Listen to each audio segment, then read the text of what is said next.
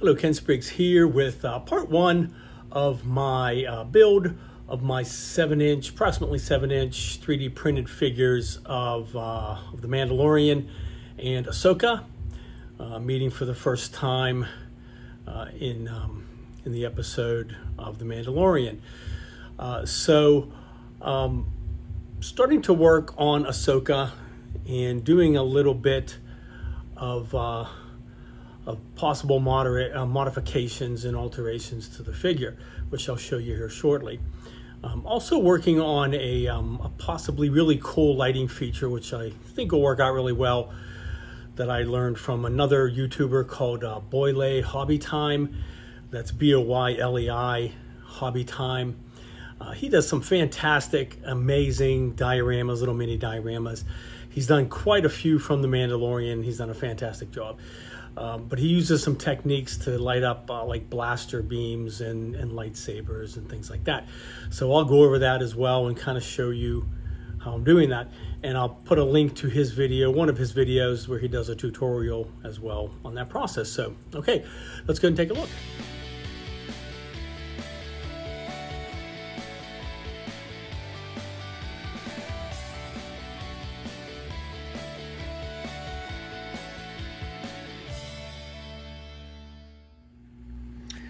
All right, so I began working on the figures that I'm going to build.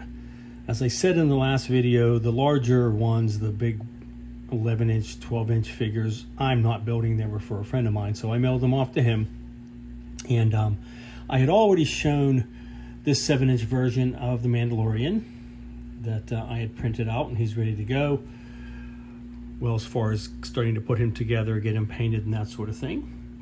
All of his body parts, including his big, giant, massive flowing cape, which I really like a lot. It's really cool.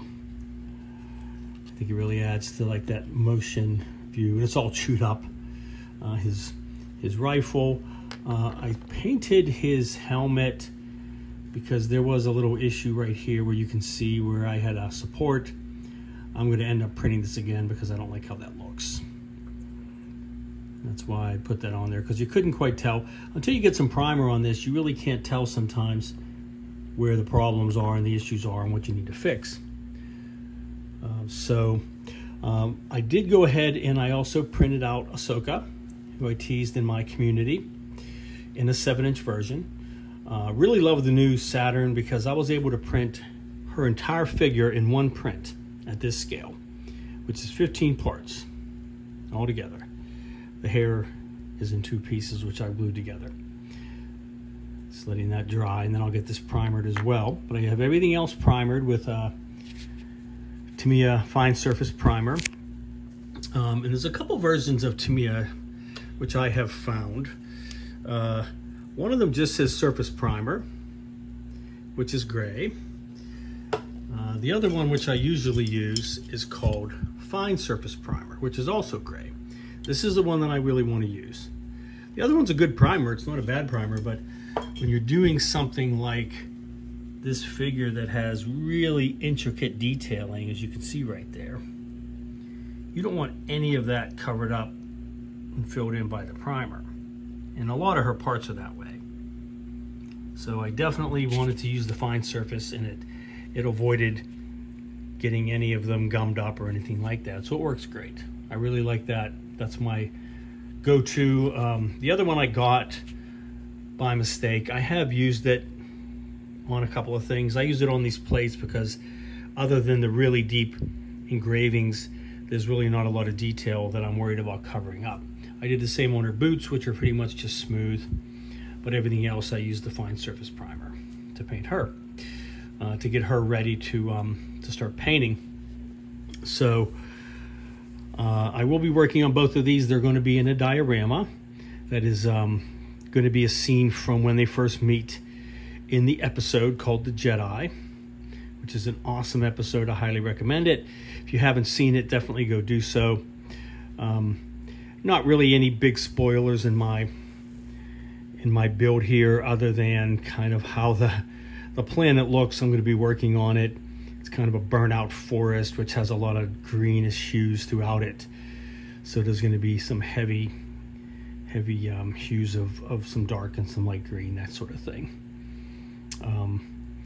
And some really spindly looking burnt out trees, that sort of thing. So, okay. I'm also, now there are some differences just to kind of let you know. This figure, there's various versions of Ahsoka throughout the Clone Wars cartoon and the Rebels, and now her version in Mandalorian. So this is really not going to be faithful to the Mandalorian version, where she mainly just has this really dark brown cloak over her whole outfit. You can kind of see that her boots have metallic, and her parts on her arms are metallic. Obviously, the part covering her back of her hand and her lightsabers are metallic colors. And then, of course, her face being the reddish orange, and her hair is mostly white with the dark gray stripes in it. But the rest of it's very different. She doesn't have this big breastplate on her outfit.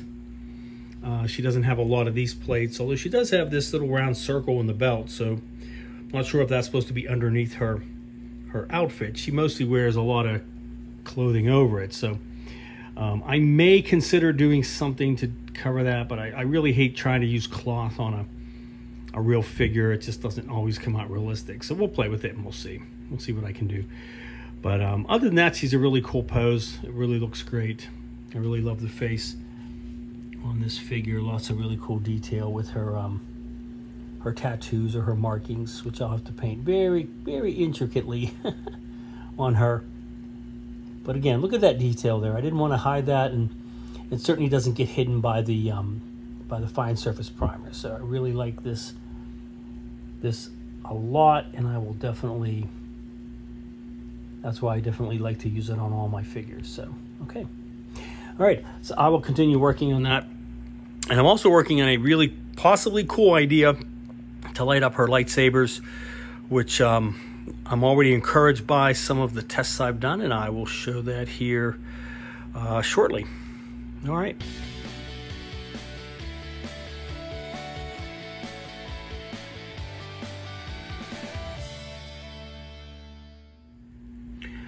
All right, so CG Trader released a new head sculpt. It's actually in the form of a bust that has the correct and accurate features of Rosario Dawson from the episode. So I purchased that file. I really like her head a lot better. Let me show you here in a moment. Here's the one that came with this kit, which is a younger version. There's a lot of different versions of her out there. So here's the version here, and her hair is very large, obviously, in this. And this is the version with the face sculpt of Rosario Dawson. So beautiful, beautiful sculpt. I really like it. As you saw in the still before this, once it gets painted up, it's going to look fantastic. It's all one piece. As you can see, her hair is very different.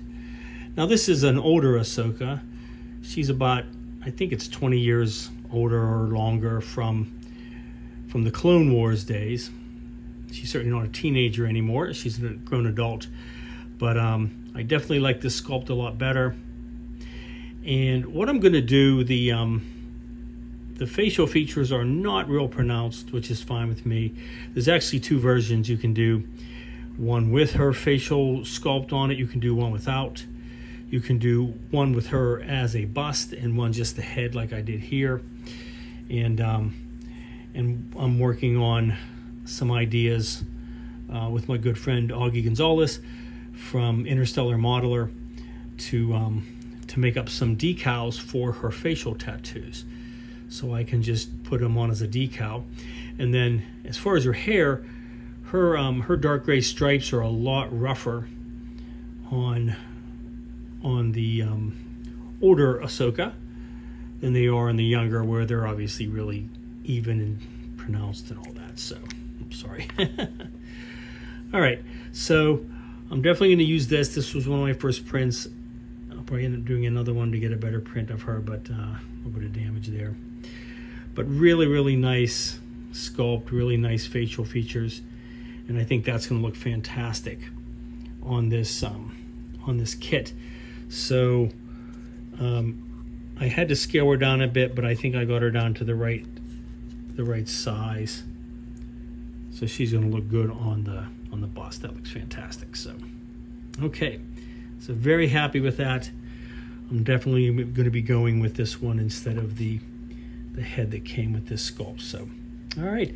So lots of things coming out. It's really exciting because there's always someone new coming out with a new figure, a new part, a new, likenesses. But it's great to see what's out there and what's available. So this was also from cgtrader.com, where this figure came from as well. All right.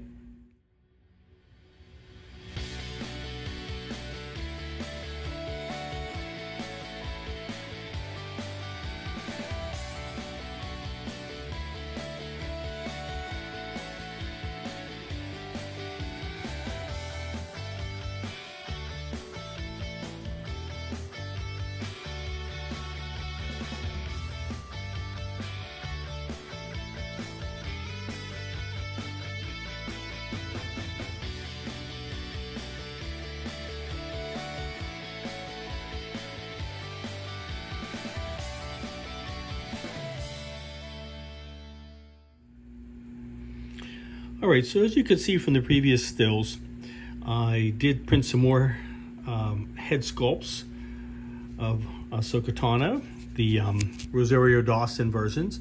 I printed 2 larger ones that are going to go to my friend who I sent the larger figures to. He requested, he wanted to get one of these as well to have the more accurate head. And I printed 2 of the size that I'm going to be using for the 7-inch model. And I also glued the upper torso onto the waist so I could start working on it and figure out how that's all going to work. So as I mentioned earlier, I'm working with Augie Gonzalez from Interstellar Modeler. He's really good at adapting images for decals and things of that nature. So he did an actual scan of the face of Ahsoka Tano, and he traced out the tattoos that she has on, and he sent me some files of it that I could use. Now initially I was going to make a decal out of it and try putting it on that way. Now the only problem is with a decal you have these are white, so the problem with a decal is that there is no white ink in a printer. So it just leaves the paper white and it prints the other colors around it. So if I used a clear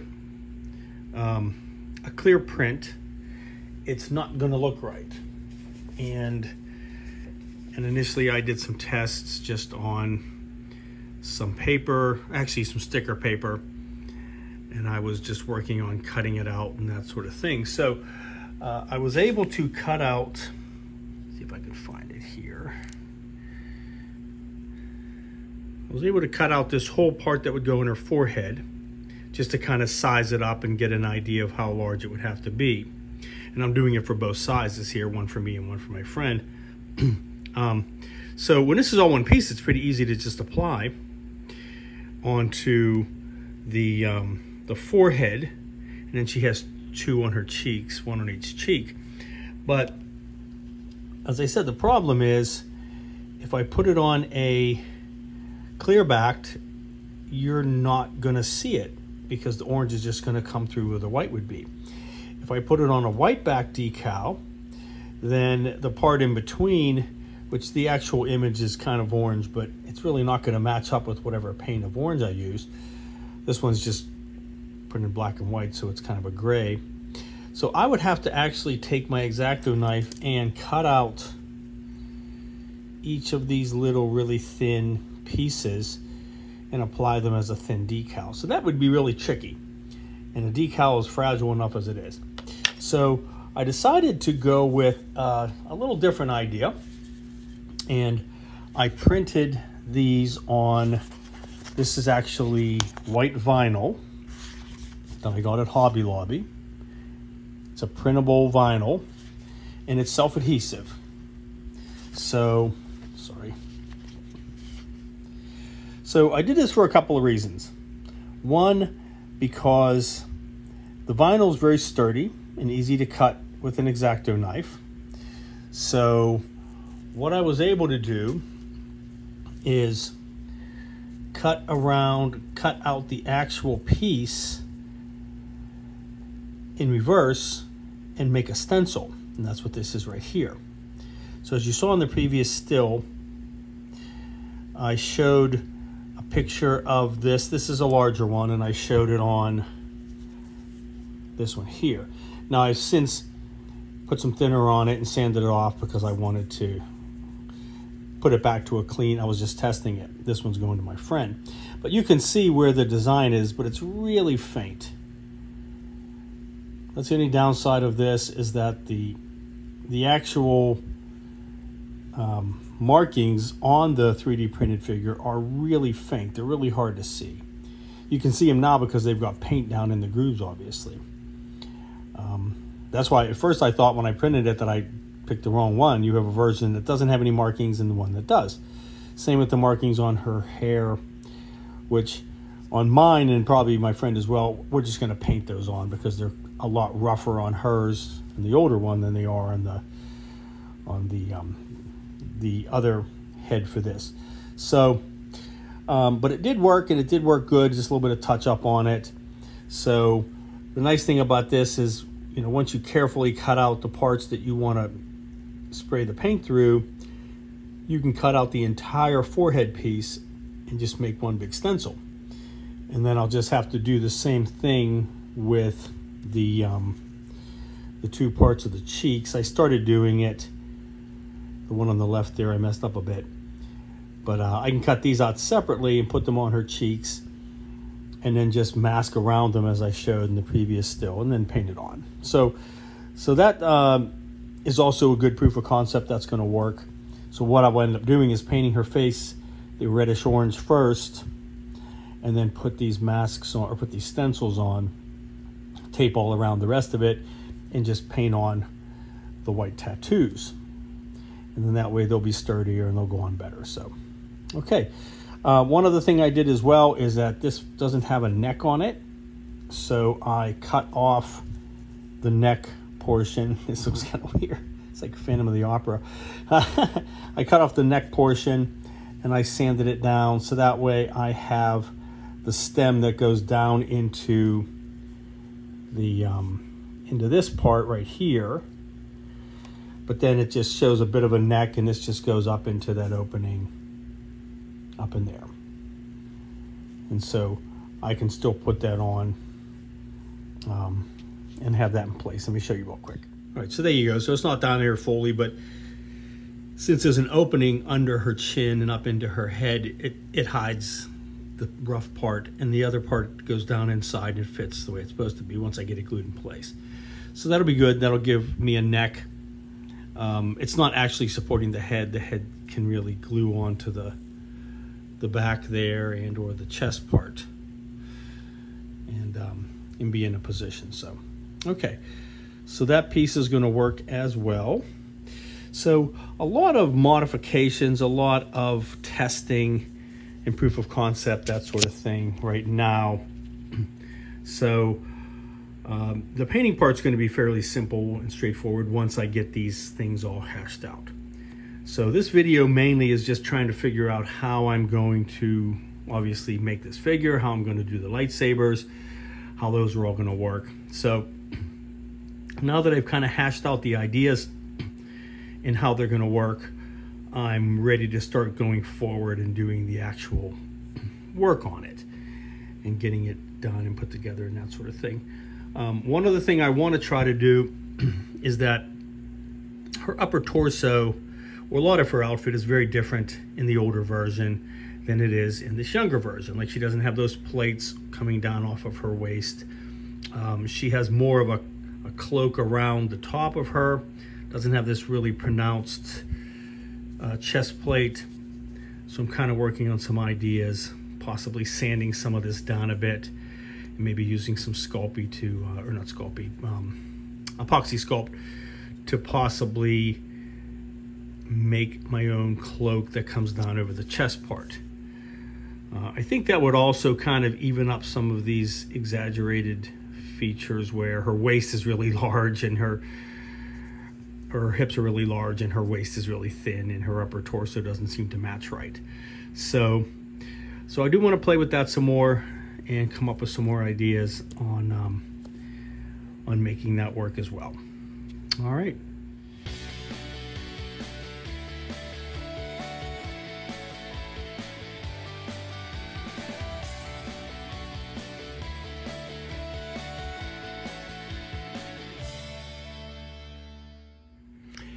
All right, so I'm going to try using some filaments from this very bright white light bulb. And this technique I learned about from a YouTuber called Boylei Hobbytime, B-O-Y-L-E-I Hobbytime. He does some fantastic dioramas. He's done quite a few recently from the Mandalorian, different episodes. And he uses this technique, which he goes over in a tutorial, showing how he lights up the beam weapon coming out of the Death Star 2 from Bandai. So this is a 12-volt bulb that I got off of Amazon. 2 of them for $12.99, so a little pricey. I'm not sure the brand, but here's the box that they came in. 12 to 36 volts. Now, you have to get the daylight version for this figure because it's a white light, like 5000K or 6000K. The other ones have more of a warm white, a yellowish, where this is a cool white, more of a white. So you can get these bulbs in a standard 120 volt, but it's really dangerous to be trying to wire this up to a diorama, and I don't want to be dealing with that. So this one's just wired into a 9-volt battery right now. So let me show you how I take that apart, and I'll link in the video the link to Boylei Hobbytime's video where he shows a tutorial on taking this apart. All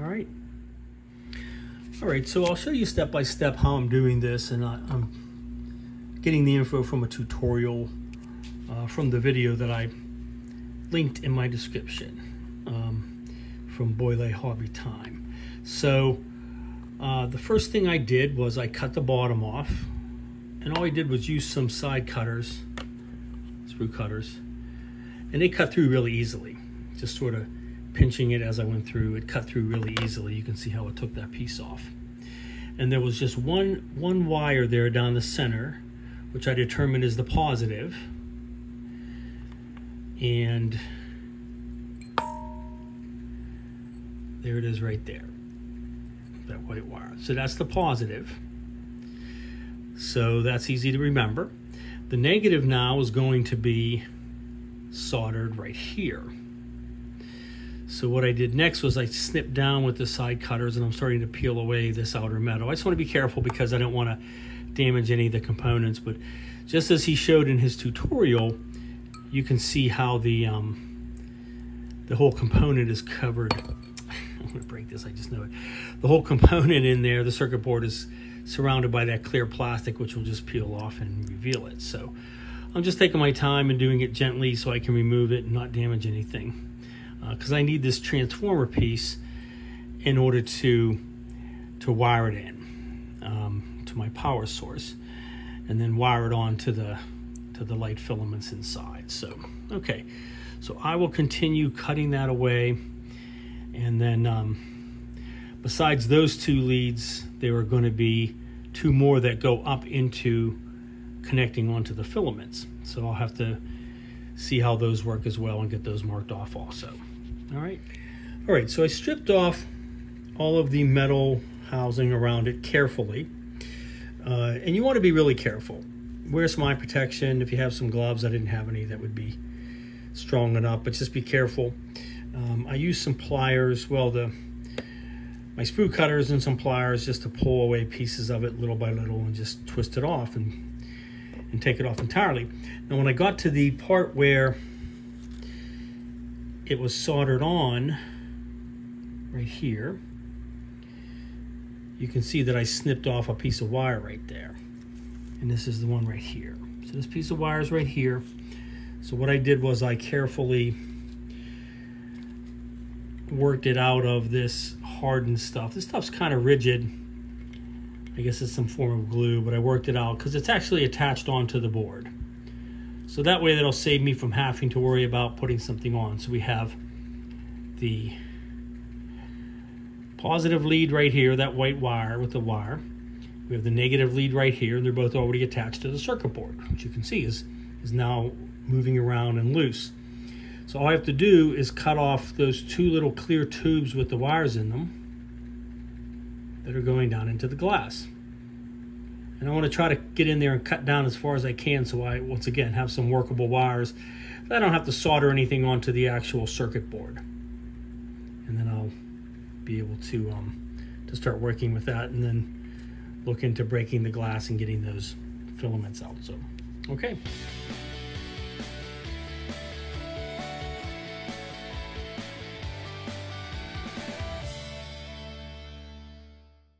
This is the circuit, freed of all the extra stuff, and it really does come apart very easily once you get it out of there.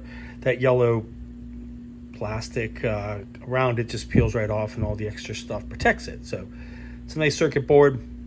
You've got your two wires that go to the power supply. So your negative, even though it's white, your positive is over here. Then you've got these two, which are actually marked plus and minus. I don't know if that makes a difference, if there's a polarity on these, but we'll find out. But I have nice pieces of wire that I can solder onto. Then what I was going to do, and I did break the bulb, as you can see. In the video, what he did was, once he got all the metal off, he took his wire cutters, actually he was using, and just kind of wrapped the paper towel around the bulb and snipped the end of it, and it shattered the whole thing. But this one was actually solid, and it had this whole piece underneath it. So it wasn't really working with that. So I wrapped it tightly in the paper towel. I'm wearing some goggles, which you can't see here, but I'm wearing goggles. And then what I did was I just took a pair of pliers that I've been using and just wrapped on the base of it, not the top part, just a couple times until it shattered. And didn't let any glass go anywhere. And then this whole inner piece just came loose. So there are the 4 light filaments that I'm going to use, and I'll just wrap up the rest of this glass, which is nicely contained, in the paper towel and throw it away so it's safe.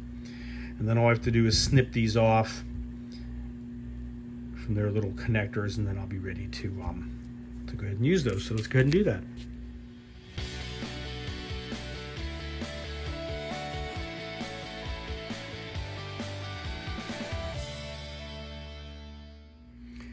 All right, so there we go. So we have the transformer, I'm calling it that, but I don't know if that's what it's actually called, with its 4 different leads, 2 to go to the actual LEDs, and 2 to go to the power supply. And then you have your 4 LEDs, which are solid. I don't know if they're made of glass or what they're made of, but they're solid enough, and a nice metal piece on either end of it, which I'm sure I can trim down if I need to. I tried not to cut the metal part that goes into it because I didn't know if it could possibly shatter. If it's glass, I just want to be careful.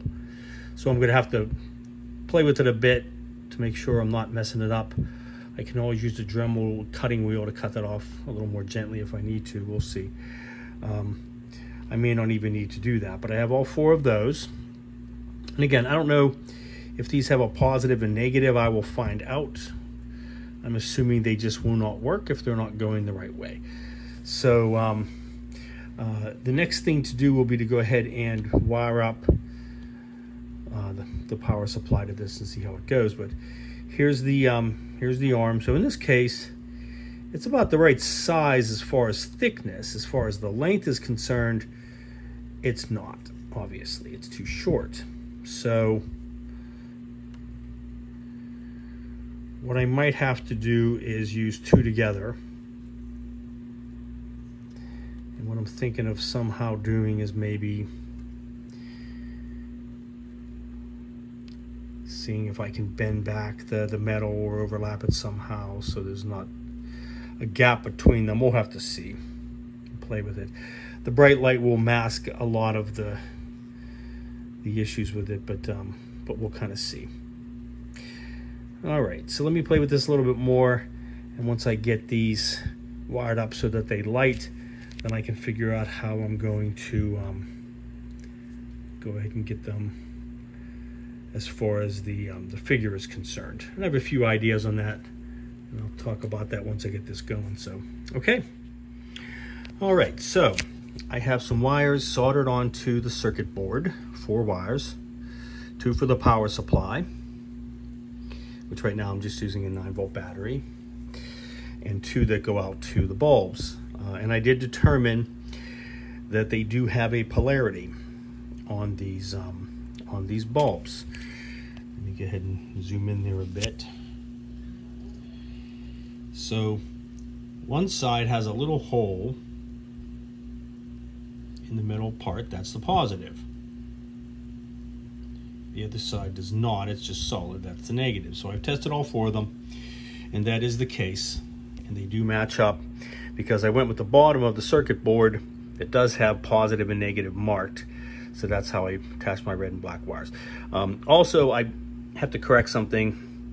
There was at least one time, maybe more, that I said that this white wire here was the negative that comes from the bottom of the bulb. That's not true, that's the positive.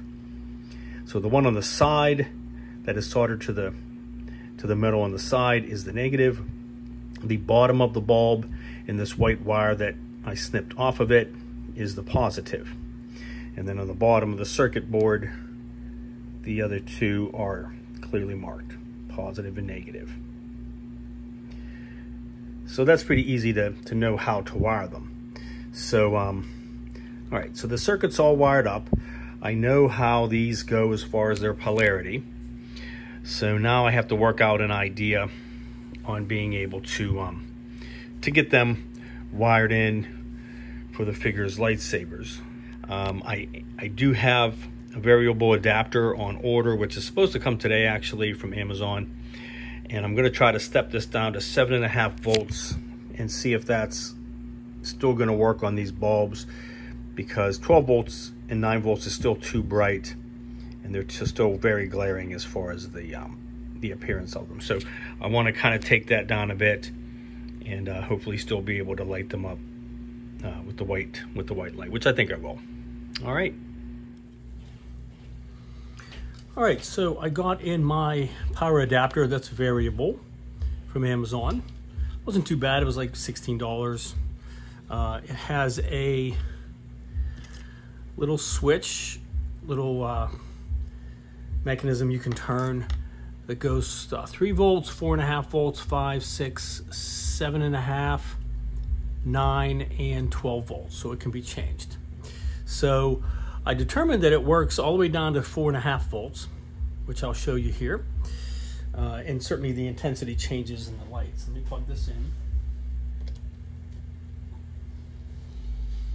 Okay, so I have it wired in, and it's just taped onto my thing right now. So I don't have it wired permanently, but here's one of these circuits, one of the little LEDs. So let me just hold this onto it. There you go. So still very bright at 4.5. So I'm kind of going between 4.5 and maybe 5, because as you can, I don't know if you can see in the camera or not, but the very tips of these aren't lighting up. If I change it to 5, let me show you and see if you can see the difference.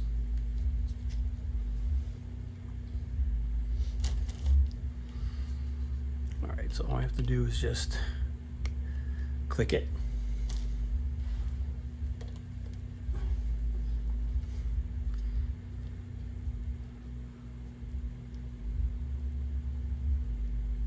All right, so even brighter, but very bright. So between 4.5 and 5 is where I'm looking at. Works very well. So definitely going to light these the way I want them to. All right, so I did one more test. I wired some very thin magnet wire onto one of these LED tubes. And I figured out it does fit inside of this tube here. I'm not quite sure the size of it. I'll try to figure that out and let you know at some point, but it does fit inside the tube. And it does tend to diffuse it a little bit more, as you can see. Now certainly the camera is still going to make it look a lot brighter and less distinct, but it definitely looks more distinct than the previous shots that I showed. So I think that's probably going to be the way to go. And then obviously if I had it on the arm there, that looks pretty sweet. And it's finally at a point, and this is at 4.5 volts, it's finally at a point that I can look at it and it's not wanting to be too glaring where you look away and you see the spots in your eyes. So that's kind of what I want it to be. Now this is really quite cool. Maybe just the slightest warmth, but it's not hot by any means, so it doesn't overheat it in any way. So, all right, so that's pretty cool. I think that's going to be what I want. If I could get the connections close enough, you can see I have that wire soldered on there on the end. And another wire going down through the tube to go to the other end. All right, so I managed to solder together 2 of these filaments. Now, I initially tried soldering the negative to the positive in the middle and then wiring them in, and that would be in series, and they did not light up. They didn't work. I would probably need more power, and I really don't want to do that anyway. So I thought of something a little better. What I did was I soldered together the positive ends in the middle as close as I could and soldered a wire onto it. So all they're really doing is sharing a positive lead. So then I soldered negative wires on either end, and when connected they work. So really they're still in parallel, they're not in series. The positive and negative are still separate. They just happen to be sharing a joint in the middle. So what I'm wanting to do and what I've been trying to do is get that inside of this tube here, this 1/8 inch tube. The next size up is too big and it doesn't look right on these lightsabers, but this size just really snug trying to get these light filaments into it, and I've broken a couple trying to do it. So they can be broken in half. This outer yellow coating is kind of a rubbery coating in the inner part. I don't know if that's plastic or what it is, but it can break in half. And so trying to get that inside this tube is really tricky. So I used my Dremel with a drill bit on it to take it in and open that up and sand that opening more. And I got it to the point where these kind of slide in fairly easily. But then the problem is, if I try to put any wire at all in the middle of that, it just is too much and the wire kinks up and it ends up breaking, and that's how I broke that one. So this one I initially had soldered onto this to the left side, and I had to take it back off and put a new one on and do some rewiring of it. So what I'm gonna do now is I'm gonna go ahead and cut this tube down in the middle so I don't try to put any wiring through that's gonna be, you know, with the LED. What I can do is just slide either these through either end and have them meet in the middle where this wire is here, and just make a little bit of a groove for that to come out of it, and then glue those back together when they're together. So that way, hopefully avoid breaking any more of these. So let me give that a try and see if I can go ahead and get one of the lightsaber blades completed.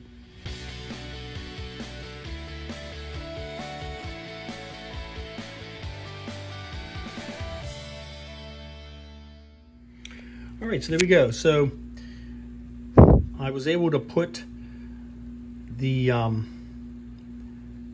tubes on either end and glue them in the center. And I have this, pardon the flickering, I just have the wires just twisted together. Now it's hard to tell in the video, but the ends are not lit up. In the center, it's definitely, you can tell it was not lit up either. So I'm going to have to work that out. The ends are fine. The ends I can work out because all I have to do is just cut them closer to the ends. The center is going to be a little trickier. Okay, but definitely a good proof of concept. This will definitely work for what I wanted to do. It's going to look pretty sweet. And I can make this brighter, but at 4.5 volts, I'm able to look at it without it glaring in my eyes and look away, and I see, you know, the spots afterwards. So 4.5 is where I'm going to end up going with this. I just have to figure out how to make that work. One other thing I did determine is that the transformer is unique to the bulb, but the filaments work with any of these transformers. So I bought some bulbs locally from Lowe's that are 120 volt, some bigger ones actually. Let me get one of those. Where'd it go? Come on. Yeah, a little bit longer. They're still not as long as I need them to be, but they are longer. And as long as I use this transformer, this lights up just like these other ones do. So I can get less expensive bulbs close to home. Two bulbs were only $5.99 as opposed to the $13, $12.99 for these 12 volt ones, which I had to get on Amazon. So I can play with that and possibly come up with a different size bulb that might work and eliminate some of that issue. But definitely a successful proof of concept, even though it took me several attempts to get it to work. And I think it's really going to be cool to light up her lightsabers and make them have that distinctive white glow. So, okay. All right, so that's going to wrap up this video for this week. We'll continue working on the idea with the lightsabers. And now that I've kind of hashed out how I'm going to be working with the figure with the new head with the Rosario Dawson sculpt, I'm going to start working on the figure more and start getting her put together and painted and getting her ready to go. Also have to work out how to get the wiring through the figure. It's going to be a little tricky, but I should be able to hash it out to light up her lightsabers. So, all right, I will see you next time. A Merry Christmas to everyone, because I will not have another video before Christmas Day. But Merry Christmas or Happy Holidays, whatever you celebrate, and hope everyone is safe. And welcome to all my new subscribers. Stay tuned, and definitely some more cool stuff coming down the pike. Thank you.